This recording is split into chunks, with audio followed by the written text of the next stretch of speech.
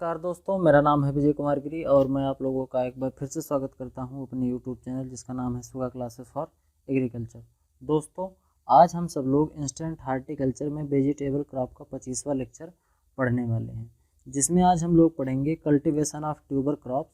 Tropical जो tuber crops हैं उन्हीं के बारे में हम अध्ययन करेंगे, जिसमें आज हम पढ़ने वाले हैं स्वीट पोटैटो के बारे में, कसावा के बारे में, टेपियोका के बारे में, याम के बारे में और इसके साथ साथ एलिफेट फुट याम जिसको हम जेरूसलम आर्टिचोक भी कहते हैं। इन सभी 4 क्रॉप्स के बारे में हम पढ़ने वाले हैं। तो बिना देर किए हुए स्टार्ट करते हैं। सबसे पहले जान लेते हैं स्वीट पोटैटो। स्वीट पोटैटो जो होता है इसी को हम लोग शकरकंद कहते हैं और इसी को कहीं कहीं पर कुछ एरिया में गंजी के नाम से भी जाना जाता है। अगर हम इसके बोटेनिकल नेम की बात करें तो जो स्वीट पोटैटो होता है इसका बोटेनिकल नेम होता है आइपोमिया बटाटास।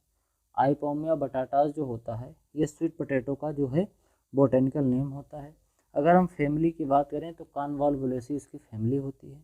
कॉन्वोल्वुलेसी फैमिली होती है किसकी? Sweet potato.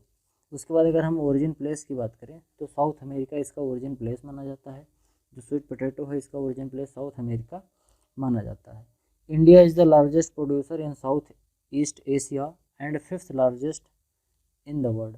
अगर हम साउथ ईस्ट एशिया में बात करें तो इंडिया सबसे बड़ा प्रोड्यूसर है, लेकिन अगर हम पूरे वर्ल्ड में बात करें तो स्वीट पोटैटो के प्रोडक्शन में इंडिया का 5वां स्थान माना जाता है। Most probable ancestor of sweet potato Ipomoea trifida. जैसे कि जो स्वीट पोटैटो है इसका जो सबसे पुराना एंसेस्टर माना जाता है, यानी कि इसका जो पुराना पूर्वज माना जाता है, जो सबसे क्लोजली रिलेटेड पूर्वज माना जाता है जो स्वीट पोटैटो का, वो कौन सा होता है? वो होता है आइपोमिया ट्राइफिडा। अगर हम बात करें स्वीट पोटैटो की तो स्वीट पोटैटो जो होता है वो एक पेरेनियल वाइन्स होता है, यानी कि एक बहुवर्षीय लता होती है जिसको एक बार हम ग्रो कर ले लगा देते हैं। जब इसकी एक बार ट्रांसप्लांटिंग कर देते हैं तो 2 साल 3 साल तक इसकी जो वाइन्स है वो फैलती रहती हैं। इसकी जड़ से हम जो शकरकंद है वो निकाल लेते हैं, इकोनॉमिक पार्ट होता है। उसके बाद ये हर साल दर साल धीरे धीरे इसकी जो वाइन्स होती हैं वो ग्रो करती रहती हैं और नीचे हमको जो रूट होता है वहाँ पर हमको शकरकंद मिलता रहता है। Highest area of cultivation is in India Orissa. Orissa में अगर हम सबसे बात करें कि सबसे ज़्यादा एरिया कहाँ पाया जाता है शुगर केन की कल्टीवेशन में, स्वीट पोटैटो के कल्टीवेशन में, तो वो पाया जाता है उड़ीसा में। उड़ीसा में जो स्वीट पोटैटो यानी शकरकंद है, शकरकंद का सबसे ज़्यादा वहाँ पर कल्टीवेशन होता है। मॉडरेटली ड्रॉट टॉलरेंट क्रॉप है, यानी कि सूखे के प्रति मध्यम सहनशील फसल है। अगर बहुत ज़्यादा सूखा नहीं पड़ता है तो भी हम इस क्रॉप को ग्रो कर सकते हैं। इसके जो राइजिंग का जो सबसे बेस्ट मेथड है वो है रिज और फैरो मेथड। जो मेथड आलू में हम करते हैं जिसको नाली और कॉर्न विधि कहते हैं, इस विधि से हम शकरकंद को अच्छे से ग्रो कर सकते हैं। Excessive rainfall and long photo periods increase wine growth reducing tuber yield.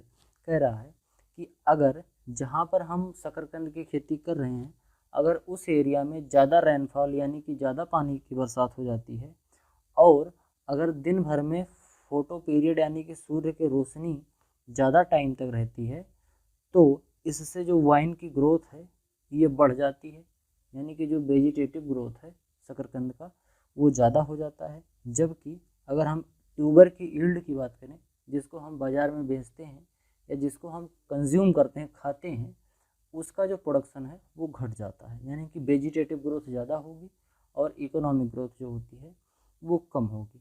अगर हम वेराइटीज़ की बात करें तो जिसमें से कालमेघ जो वैरायटी है शकरकंद की, ये सबसे अच्छी वैरायटी मानी जाती है क्योंकि काफ़ी फेमस है और बहुत लंबे एरिया में इसको ग्रो किया जा सकता है। इसके बाद जो है भुवनबान, उसके बाद श्री नंदिनी, पूसा सुंदरी, सम्राट, श्रीवर्धनी, पूसा सफ़ेदा और इसके साथ साथ पूसा लाल। ये कुछ वैरायटीज़ ऐसी हैं जो शुगर केन की स्वीट पोटैटो की अच्छी वैरायटीज़ मानी जाती हैं, मतलब शकरकंद की ये अच्छी वैरायटीज़ में इनको कंसीडर किया जाता है।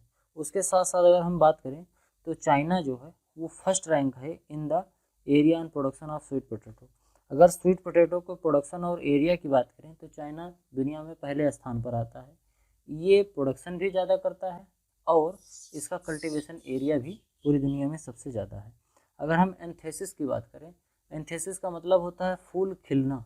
तो जो शकरकंद होता है, इसका फूल सुबह के 4 बजे से 5 बजे के आसपास में इसका जो फूल होता है इसमें ब्लॉसमिंग होती है।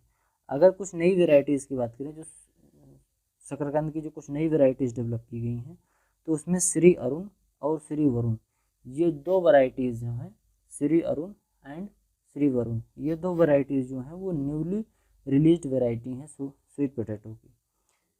Shri Bhadra excellent trap crop for root knot nematode. Trap crop देखो क्या होता है, जब हम कोई एक क्रॉप ग्रो कर रहे होते हैं, उस क्रॉप में हमको निमेटोड लगने का जब डर रहता है, तो हम कोई एक दूसरी क्रॉप ग्रो कर देते हैं, जिससे जो रूट नॉट निमेटोड है वो दूसरी क्रॉप को डैमेज करे और जो हमारी मेन क्रॉप है वो बचा रह जाए। जैसे जो श्री भद्रा जो वैरायटी है स्वीट पोटैटो की, इसको जब हम ग्रो करते हैं तो जो सॉइल के अंदर निमेटोड्स होते हैं, ये रूट नॉट निमेटोड्स श्री भद्रा जो वैरायटी है इस वैरायटी में लग जाते हैं। ज़्यादातर निमेटोड की संख्या इसी श्री भद्रा वैरायटी को अफेक्ट करेगा, डैमेज करेगा, और बाकी जो हम दूसरी वैरायटी ग्रो करेंगे वो वैरायटी हमारी सेफ बची रहेगी इन निमेटोड से, तो जिससे हमारी जो मेन फसल है वो बची रहेगी और ट्रैप क्रॉप के रूप में इस श्री भद्रा को हम लगा देंगे। उसके बाद अगर हम बात करें सर्कोस्पोरा लीफ स्पॉट, जो इस तरीके से कुछ दिखाई देता है, इसका जो सिम्टम होता है सर्कोस्पोरा लीफ स्पॉट का, वो कि इस तरीके से स्वीट पोटैटो में दिखाई देता है।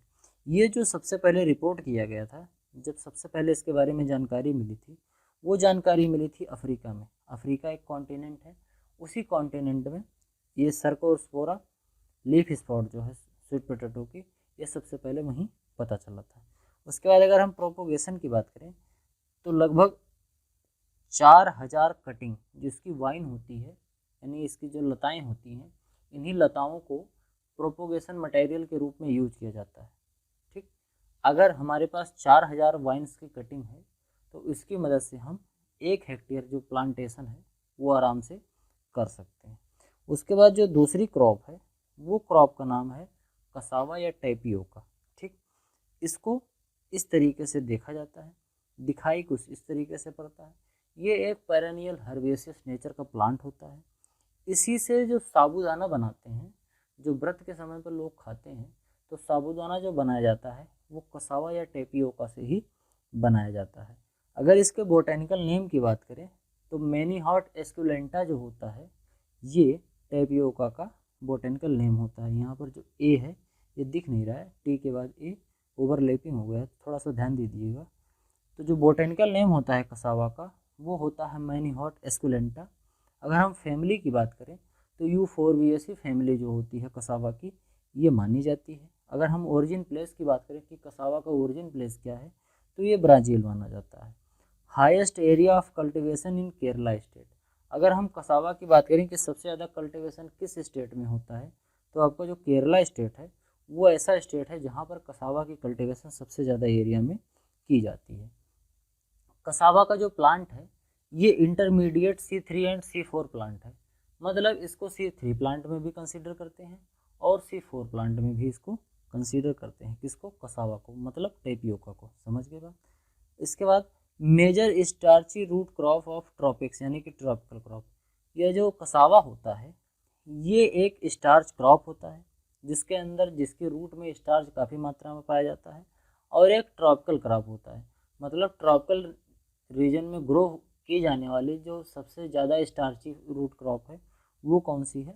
वो कसावा या टैपियोका मानी जाती है। जैसा कि अभी मैंने थोड़ी देर पहले बताया था कि जो कसावा होता है ये एक पेरेनियल श्रब होता है, ये श्रब नेचर का होता है। उसके बाद अगर हम बात करें yellow colour of flesh is due to presence of carotene. जो कसावा का फ्लैश होता है, जब हम कसावा को काटते हैं तो इसके बीच में जो हमको हल्का हल्का पीलापन दिखाई देता है, ये पीलापन कैरोटीन की वजह से ही होता है। It is a drought tolerant crop. अगर हम कसावा की बात करें तो ये एक ड्रॉट टॉलरेंट क्रॉप है, मतलब हम इसको इस जगह पर ग्रो कर सकते हैं जहाँ पर इरिगेशन की प्रॉपर फैसिलिटी नहीं है या रेन फेड एरिया है, जहाँ पर केवल वर्षा आधारित खेती होती है, वहाँ पर हम इसको आसानी से ग्रो कर सकते हैं। वैस्कुलर ब्लू लाइनिंग और vascular striking is present in cassava. कह रहा है कि जो वैस्कुलर ब्लू लाइनिंग होती है, इस टाइप की लाइनिंग पाई जाने लगती है। ये नॉर्मल आपका कसावा है। नॉर्मली कसावा देखने में इस तरीके से लगता है, लेकिन जब कसावा के वैस्कुलर में ब्लू लाइनिंग हो जाती है तो कसावा कुछ इस तरीके से दिखने लगता है। तो ये वैस्कुलर स्ट्रेकिंग इसको बोलते हैं। उसके बाद अगर हम बात करें तो cassava is photo insensitive crop. Photo insensitive crop का मतलब होता है कि सनलाइट का इस पर कोई विशेष फर्क नहीं पड़ता है। दिन भर में सनलाइट चाहे 4 घंटा रहे और चाहे 18 घंटा रहे, इसके प्लांट पर कोई ज़्यादा विशेष फर्क नहीं पड़ता है। तो ये कैसा होता है? फोटो इनसेंसिटिव क्रॉप होती है। सागो जो होता है एक इम्पॉर्टेंट फूड प्रोडक्ट होता है जो कसावा के स्टार्च से बनाया जाता है। इसके साथ साथ जो हम अभी थोड़ी देर पहले बताए थे कि साबूदाना जिसको लोग व्रत में यूज करते हैं, व्रत में कंजम्पशन के लिए, खाने के लिए यूज करते हैं, वो भी साबूदाना जो होता है वो कसावा से ही बनाया जाता है। अगर हम वेराइटीज़ की बात करें तो जो श्री हर्षा वैरायटी है ये एक ट्रिप्लॉइड क्लोन वैरायटी है जिसके अंदर लगभग 40% स्टार्च पाया जाता है। ये काफ़ी फेमस वैरायटी है, ज़्यादातर इसी वैरायटीज़ को लोग ग्रो करते हैं। इसके साथ साथ श्री प्रकाश, श्री जया, श्री विजया और निधि, ये कुछ वैरायटीज़ भी कसावा की अच्छी वैरायटीज़ मानी जाती हैं। इसके बाद अगर हम कसावा या टैपियोका की अगर हाइब्रिड वैरायटीज़ की बात करें तो उसमें श्री विक्रम और श्री सस्या, ये जो 2 वैरायटी हैं, ये 2 वैरायटी काफ़ी अच्छी वैरायटीज़ मानी जाती हैं टैपियोका की, जो हाइब्रिड वैरायटीज़ हैं। उसके बाद जो अगली क्रॉप है जिसको हम बोलते हैं याम, ये 3 प्रकार का होता है। सबसे पहला होता है ग्रेटर याम, उसके बाद लेसर याम और उसके बाद वाइट याम। अगर इसको हम बोटेनिकल नेम की बात करें तो जो ग्रेटर याम होता है इसका जो बोटेनिकल नेम होता है वो डायस्कोरिया अलाटा होता है। अगर हम लेसर याम की बात करें तो इसका जो बोटेनिकल नेम होता है वो होता है डायस्कोरिया एस्कुलेंटा होता है। अगर हम वाइट याम की बात करें तो इसका बोटेनिकल नेम होता है डायस्कोरिया रोटनडाटा। काफ़ी बार बच्चों के अंदर कन्फ्यूज़न होती है, जब मैं भी पढ़ता था तो काफ़ी कन्फ्यूज़न होती थी कि ग्रेटर याम, लेसर याम और वाइट याम के जो बोटेनिकल नेम है वो किस सीक्वेंस में या कैसे हैं। हम काफ़ी बार मिसमैच हो जाता था, इसका इसके साथ कर देता था, इसका इसके साथ कर देता था, किसी का किसी के साथ कर देता था, तो काफ़ी कन्फ्यूज़न होती थी। इन कन्फ्यूज़न को हम दूर कर देते हैं। बस आपको केवल इतना करना होगा कि ये तीनों जो नाम हैं ये आपको याद रहना चाहिए। अगर आप बार बार पढ़ेंगे तो ये 3 नाम आपको ज़रूर याद रहेंगे। कौन कौन सा? ग्रेटर याम, लेसर याम और वाइट याम, ये तीनों याद हो जाएगा। अगर आप ध्यान से देखेंगे तो सबसे पहले अगर डिक्शनरी में, जैसे मान लो कि ये वर्ड मीनिंग सब लिखी गई है, ग्रेटर, लेसर और वाइट, ये अगर एक डिक्शनरी में लिखी जाए तो सबसे पहले क्या पड़ेगा? क्योंकि ABCD से जब हम पढ़ना स्टार्ट करते हैं डिक्शनरी में सबसे पहले A वर्ड मिलते हैं और लास्ट में Z वर्ड मिलते हैं। तो अगर हम स्टार्टिंग से देखें तो हमको सबसे पहले G मिलेगा। A से जब हम देखते आएंगे तो सबसे पहले G मिलेगा, उसके बाद हमको L मिलेगा, फिर लास्ट में हमको W मिलेगा। तो इनका अगर डिक्शनरी में मिलने का जो सीक्वेंस है वो क्या है? G पहले नंबर पर, L दूसरे नंबर पर और W तीसरे नंबर पर, इस तरीके से मिलेगा। तो आपको ये चीज़ तो याद हो गई कि ग्रेटर याम, लेसर याम और वाइट याम, ये तीनों इस तरीके से याद हो जाएगा। उसके बाद अगर आपको केवल कन्फ्यूज़न हो रही है, नाम तो आपको सबको याद है, डायस्कोरिया अलाटा भी याद है, डायस्कोरिया एस्कुलेंटा भी याद है और डायस्कोरिया रोटनडाटा भी याद है। अगर ये आपको तीनों याद है तो कन्फ्यूज़न ना हो, इसके लिए एक ट्रिक और है। इधर से आपने देख लिया डिक्शनरी कि हाँ पहले G, L फिर उसके बाद W। इसी तरीके से आप इसमें अगर देखें तो सबसे पहले A आता है, A, E और R में सबसे पहले हमको A मिलेगा, उसके बाद फिर हमको E मिलेगा, फिर उसके बाद हमको R मिलेगा। इस तरीके से याद कर सकते हैं कि जो A मिलता है वो G के साथ रहेगा, जो L मिलता है वो E के साथ और W मिलेगा वो R के साथ। बस केवल आपको इतना करना है कि इनका जो कॉमन नेम है इसको भी क्या करेंगे, डिक्शनरी में आने के हिसाब से लिख देंगे कि किस हिसाब से आता है, सबसे पहले क्या आएगा और बाद में क्या आएगा। और उसी के बाद जो अलाटा और एस्कुलेंटा और रोटनडाटा का जो पहला वर्ड है इसको भी डिक्शनरी के हिसाब से रैंकिंग कर देंगे। तो हमको पहले पे जो मिलेगा उसको पहले से मैच कर देंगे, दूसरा दूसरे से और तीसरा तीसरे से। तो इस तरीके से अब आप अगर आप चाहें तो लर्न कर सकते हैं। जब मैं भी लर्न करता था, जब आप लोगों की क्लास में था, तो मैं भी जब इसको लर्न करना था तो इसी तरीके से लर्न किया था, मुझे काफ़ी कन्फ्यूज़न फिर नहीं होती थी, कभी भी मुझे फिर कन्फ्यूज़न नहीं हुई, नहीं तो बार बार मैं भी ऐसे कन्फ्यूज़ होता था। अगर हम फैमिली की बात करें तो जो याम होता है इसकी फैमिली डायस्कोरिएसी होती है। जानने में कोई दिक्कत नहीं होगी क्योंकि इसके बोटेनिकल नेम में डायस्कोरिया लगा है, तो डायस्कोरिया से आप जान सकते हैं कि इसकी फैमिली डायस्कोरिएसी होती होगी। उसके बाद जो ओरिजिन प्लेस है, इसका जो ओरिजिन प्लेस है वो इंडो बर्मा रीजन माना जाता है, यानी इंडिया और म्यांमार का जो रीजन है उसी रीजन में इसका ओरिजिन प्लेस माना जाता है। इसके बाद अगर इसके फ्लावर की बात करें कि आपका जो याम होता है इसके फ्लावर का कलर कैसा होता है, तो क्रीम टू ग्रीनिश कलर का होता है, यानी क्रीम कलर का हो सकता है और हल्का हल्का ग्रीनिश कलर का, यानी हल्का सा हरे रंग का भी हो सकता है। अगर हम ऑप्टिमम टेम्परेचर की बात करें कि जो याम होता है इसको ग्रो करने के लिए ऑप्टिमम टेम्परेचर कितना चाहिए, तो उसके लिए लगभग 25 से 30 डिग्री सेंटीग्रेड जो टेम्परेचर होता है वो एक अच्छा टेम्परेचर माना जाता है याम की ग्रोथ के लिए। अगर हम ग्रेटर याम की बात करें तो जो ग्रेटर याम है इसको हम रतालू भी बोलते हैं या वाटर याम भी बोलते हैं, समझ गए।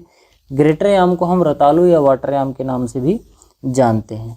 एक फ्यू प्रोडक्ट होता है जो याम से बनाया जाता है, उसके साथ साथ एक सब्जी बनाई जाती है जिसको हम कोकोने बोलते हैं। ये याम का जो फ्लोर होता है, यानी कि याम से आटा बनाया जाता है, फिर इसी आटे से एक डिश बनाई जाती है जिसका नाम है कोकोंटे। कोकोंटे एक डिश है जो याम के फ्लोर यानी याम के आटे से बनाई जाती है। Africa along produces 90% tuber and covers 95% area.